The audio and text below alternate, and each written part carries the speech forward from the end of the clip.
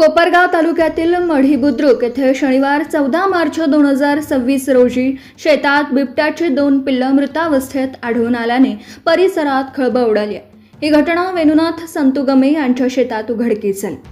प्राथमिक माहितीनुसार या पिल्लांचा मृत्यू मोठ्या नरबिबट्याच्या हल्ल्यात झाला असावा असा अंदाज व्यक्त केला जातोय.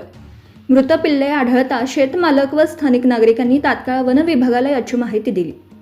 माहिती मिळताच वन विभागाचे अधिकारी घटनास्थळी दाखल झाले. त्यांनी घटनास्थळी पंचनामा करून दोनही पिल्ले पुढील तपासणी व शवविच्छेदनासाठी पाठवल्याची माहिती मिळते.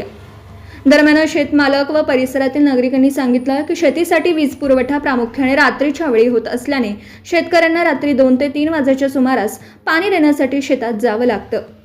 अशा परिस्थितीत बिबट्याचा धोका संभवत असल्याने नागरिकांमध्ये भीतीचं वातावरण निर्माण झालं. या पार्श्वभूमीवर संबंधित परिसरात वन विभागाने तातडीने बिबट्याला पकडण्यासाठी पिंजरा बसवावा अशी मागणी ग्रामस्थांनी केली आहे. तसेच शेतीसाठी महावितरणकडून दिवसा वीज पुरवठा करण्यात यावा अशी मागणीही गावकऱ्यांनी केली आहे. आज दिनांक 14 तारीख आज आमच्या मढी बुद्रुक कुर्लाचर परिसरात गमी वस्ती परिसरात 2 बिबट्याच्या पिल्लांचे इथं सकाळी आमचे डॉक्टर गमे यांनी मला फोन केला असता त्यांना इथं त्यांच्या शेतामध्ये मृतावस्थेत 2 बिबट्यांचे पिल्ले आढळून आले. तर त्यांनी मला फोन केल्यानंतर मी तातडीने वन विभागाच्या पगारे मॅडम आहे त्यांना फोन करून इथं घटनास्थळी बोलवलं. ते आलेले आहे, त्यांनी रीतसर पंचनामा केलेला आहे आणि परिसरात असंच शेळ्या कुत्रे पाळीव प्राण्यांचे आता शिकारी होत आहे या बिबट्यामुळे. आणि आता हे 2 बिबट मेले म्हणल्यानंतर यांची मादी इथं आमच्या परिसरामध्ये ती चावतळून अनेक पशूंची हानी होण्याची शक्यता आहे.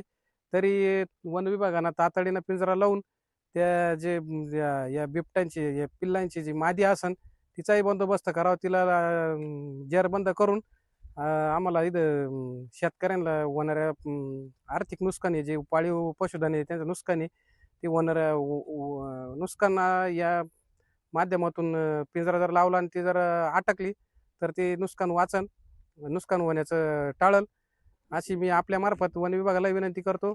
आमच्या इथे ना बिबट्यांची पिल्लं आहे 2 मारलेले रात्री पहाटे. आम्हाला आहे ना बिबट्यांची शंका इथं मकाच्या क्षेत्रामध्ये, तर आम्हाला आहे ना पिंजऱ्याची सोय केलेली अत्यंत आवश्यक आहे जास्त. कारण रात्री पाणी भरावं लागतं, रात्रीची लाईट आहे, अशा मोठ्या पिकामध्ये आम्हाला काही दिसत नाही, अंधार आहे त्याच्यामध्ये पूर्ण. तर मानसिक हानी झाली त्याला जबाबदार कोण राहील? या छोट्या पशूंची तुम्ही एवढी सुरक्षा द्या, तर मग माणसांना का सुरक्षा देत नाही तुम्ही?